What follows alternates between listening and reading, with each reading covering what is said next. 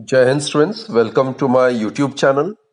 Students, one of the simplest ways to stay happy and seek happiness is letting go of the things that makes you sad. So basically students, happiness is the most precious thing which we need to aspire for. And to attain happiness, to attain peace of mind, we need to let go of the things that eventually makes us sad. With that positive note, students, let's begin today's session.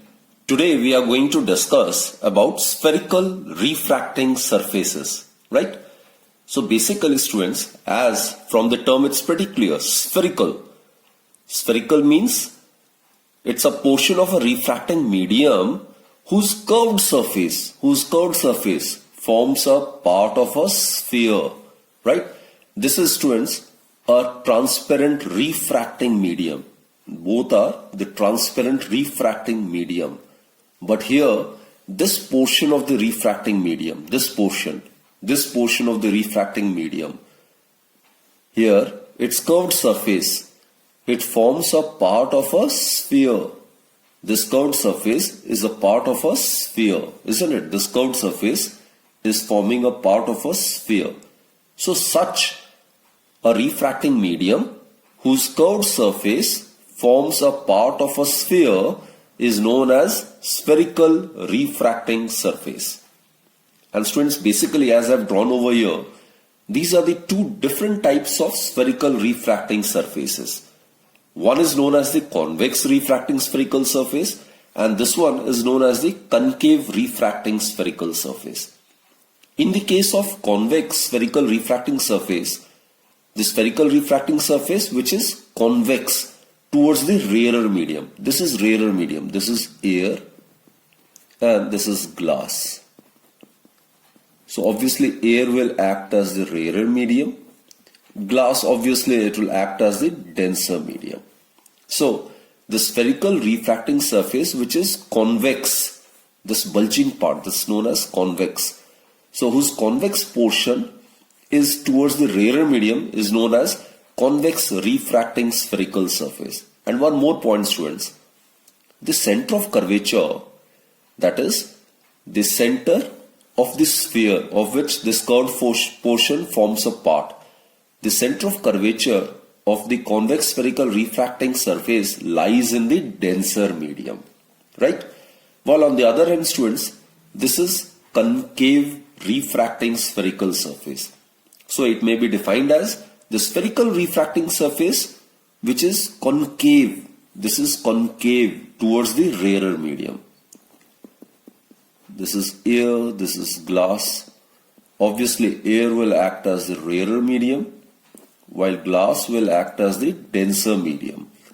So in this case the concave portion is towards the rarer medium. And one more important point, students, here the center of curvature, it lies in the rarer medium. So the basic difference between these two types of refracting surfaces are, in the case of convex refracting surface, the convex portion is towards the rarer medium. Over here, the concave portion is towards the rarer medium. And in the case of convex refracting spherical surface, the center of curvature lies in the denser medium. Here, the center of curvature lies in the rarer medium. So these are the two different types of spherical refracting surfaces. Now students, there are some terms and definitions which are related to the study of refraction from spherical refracting surfaces, right? So one of the term is, these are some familiar terms. One of the term is pole. Now students, the center of the spherical refracting surface is called its pole. This we are aware, it's the convex spherical refracting surface, right? The center of the spherical refracting surface is called as its pole. This one is the concave spherical refracting surface. The center of the spherical refracting surface, this will be the center of the concave refracting spherical surface. So its pole would be given by capital letter P. So these are the poles of the spherical refracting surfaces, right? Second one is, students, center of curvature. we will represent the center of curvature by capital letter C. Center of curvature. Now, as I've told you, in the case of spherical refracting surface, the curved portion, it forms a part of a sphere. The center of this sphere, of which the curved surface forms a part, is known as the center of curvature. Again, I repeat, students, the center of the sphere of which the curved portion of the refracting spherical surface forms a part is known as center of curvature. And the difference between these two, which is the convex and the concave refracting spherical surfaces, lies in the fact that here, in the case of convex refracting spherical surface, the center of curvature, it lies in the denser medium, as it's pretty clear. C is lying in glass, which is a denser medium. But in the case of a concave spherical refracting surface, the center of curvature is lying in air, which is rarer medium. So in the case of convex refracting spherical surface, the center of curvature lies in the denser medium, while in the case of concave spherical refracting surface, the center of curvature lies in the rarer medium. So that's the essential point of difference between these two types of spherical refracting surfaces, right? Third term which we will frequently use is, students, radius of curvature.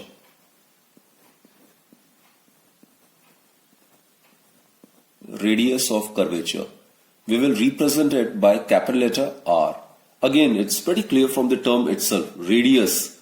So, this is a sphere whose center is known as center of curvature, and the radius of the sphere is known as the radius of curvature. This distance would be the radius of curvature. So, the radius of the sphere of which the curved surface of the refracting spherical surface forms a part is known as radius of curvature, and it will be denoted by capital letter R, right? Then fourth, students, aperture. It is basically the diameter of the spherical refracting surface. Now, this will be the diameter x, y. This is the curved portion, and this one is the diameter, this one. So xy will represent the aperture or the size. This is x, this is y. So this xy, which is the diameter of the spherical refracting surface, it's known as the aperture. That is, the line joining the points x and y represents the aperture of the spherical refracting surface, right? And fifth, students, the principal axis.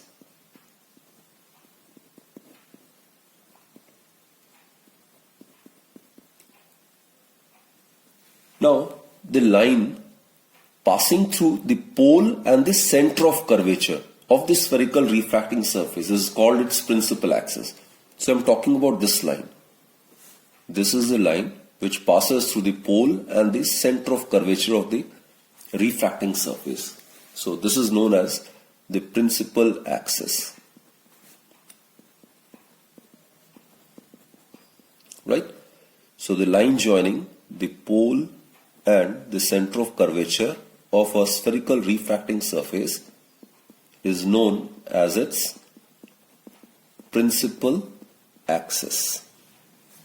So these are the terms which we'll be making use of in order to study the refraction from spherical refracting surfaces. Now, students, let us discuss the new Cartesian sign conventions, and then we'll also discuss the assumptions which we'll consider while deriving certain various articles related to refracting surfaces, right? So let's concentrate on new Cartesian sign convention. And before that, students, let us recall or recollect everything which we have studied till now. This is a convex refracting spherical surface, right? So it is that type of surface which is convex towards the rarer medium. This is air, it is the rarer medium, while this is glass, it will act as a denser medium. So its center of curvature, this is the center of curvature, it lies in the glass, which is the denser medium, right? On the other hand, this is known as concave refracting spherical surface. Its concave portion is towards the rarer medium. So this is air and obviously it is rarer medium. And its center of curvature, which is the center of the sphere of which it forms a part, it lies in the rarer medium, right?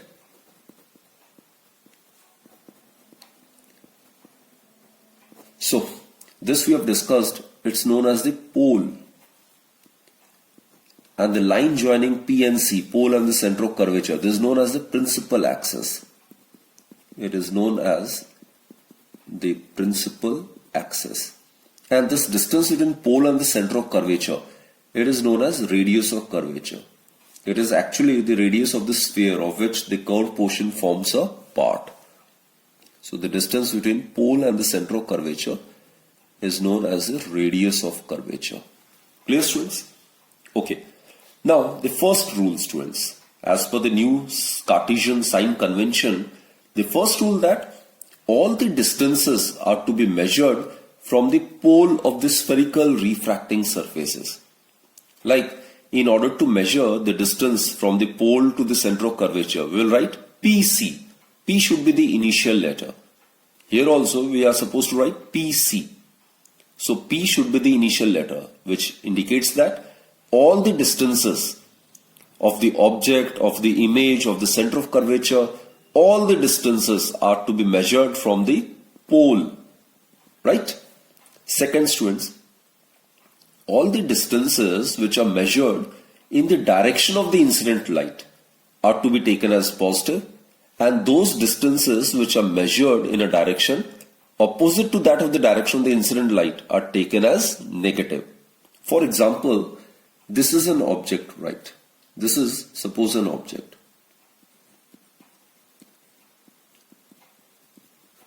Now, from this object, light will be traveling along this direction. That is from left to right. So, all the distances measured from the pole along the direction of the incident light will be taken as positive. For example, in the case of convex spherical refracting surface, PC, it is measured along the direction of the incident ray. This is the direction of the incident ray or incident light.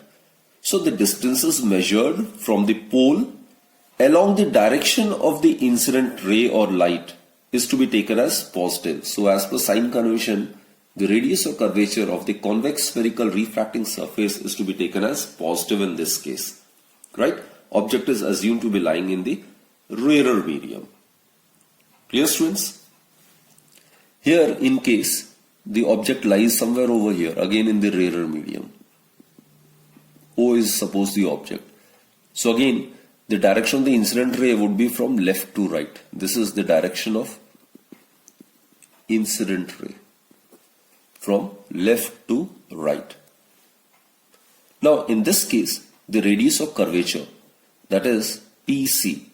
PC, again it will be measured from the pole P to C. Now in this case, PC is measured in a direction opposite to that of the incident ray. So PC over here is to be taken as negative as per the sign convention. So in this case, PC would be equal to minus R. So if the object is placed in the rarer medium, then the center of curvature, its distance from the pole, is to be taken as positive R, right? PC is plus R. And while in the case of concave refracting spherical surface, PC, as it is measured against the direction of the incident ray, it is to be taken as negative, right, students? So again, repeat the two Cartesian sign conventions. First point is, all the distances are to be measured from the pole. And second is, students, the distances measured in the direction of the incident light are to be taken as positive, while those measured in a direction opposite to that of the incident light, they are taken as negative. Students, let us discuss about the assumptions which we will make while deriving various articles related to the refraction from spherical refracting surfaces. Students, the first assumption is the aperture of the refracting surface is small. As I've told you, this is the aperture represented by xy. Aperture actually is the diameter of the spherical refracting surface, right? And the line joining x and y, that represents the aperture of the spherical refracting surface. So this is suppose x, this is y. So this line joining x and y, which may be termed as the diameter of the refracting surface, that is known as the aperture. So as per the first assumption, the aperture of the refracting surface is considered to be very small, right? Second assumption, students, the object is considered to be a point object which is situated on the principal axis. This is the principal axis, the line joining P and C, that's known as the principal axis. So this is the object. It is considered to be of point size, of negligible dimensions, right? So object will consider to be point in size and is assumed to be located on the principal axis. Here O is the object which is point in size and is located on the principal axis. Third one, students, the angle which the incident ray, refracted ray makes with the principal axis, they are very, very small. Why they are small? Because the aperture of the refracting surface is considered to be small, isn't it? So basically, suppose at this point we want to study the refraction at this point. So first and foremost, we need to draw a normal. Any line joining the center to the surface of a sphere will act as a normal, isn't it? Normal means make an angle of 90 degree with the surface. So this dotted line represents normal. Here at this point, the normal would be given by drawing a line from the center of curvature. This will act as a normal. Students, this is a sphere, the center of which is known as the center of curvature. So any line joining the center to a point on the surface of the sphere, that will act as a normal. Normal means a line which is perpendicular to the surface, that is normal, right? So before drawing the ray diagram indicating the incident ray and the refracted ray, we must draw the normal at a point where the refraction of light is to be studied. So at this point, the ray will be incident from the object. This is the incident ray. This is the incident ray, students. Now, this will be the angle of incidence, isn't it? Now, this is the angle I am talking about. Let us represent it by alpha. It is the angle which the incident ray makes with the principal axis. Here I will represent. This is the incident ray. The angle which the incident ray makes with the normal, this will be known as angle of incidence. And this is the angle which the incident ray makes with the principal axis. It may be considered to be alpha. So the second assumption is that the angle which this incident ray makes with the principal axis, that is very, very small. So alpha is very, very small, right? Why it is small? Because since the aperture is small, therefore this point will lie close to the pole, isn't it? Since the aperture is small, therefore this point will lie very close to the pole, and accordingly alpha would be naturally very, very small. And since alpha is small, therefore it can be replaced with its tangent. So since alpha is small, so alpha may be replaced with its tangent. Alpha may be written as tan alpha, right? Alpha is very, very small, so it can be represented as tan alpha. Alpha is the angle which the incident ray makes with the principal axis. Now students, the ray, while it travels from rarer to denser medium, it will bend towards the normal like this. It will bend like this. This is the refracted ray, isn't it? This is the refracted ray. This is the angle of refraction. This is the refracted ray. And this is the principal axis. So this angle is the angle which the refracted ray makes with the principal axis. Clear? So this angle is also very, very small. As I have earlier convinced you, this point because of the small aperture will lie very close to the pole, and accordingly alpha, beta, they would be very, very small. Actually, this angle is also very small. This may be considered to be gamma. So in practice, alpha, beta, gamma, these angles are assumed to be very, very small. Let me draw angle alpha, beta over here. This is the incident ray. It is traveling from rarer to denser. It will bend towards the normal, isn't it? Rarer to denser. It will bend towards the normal. So it will be like this. So if we extend it in the backward direction, it will be somewhere like here. So that angle subtended is beta.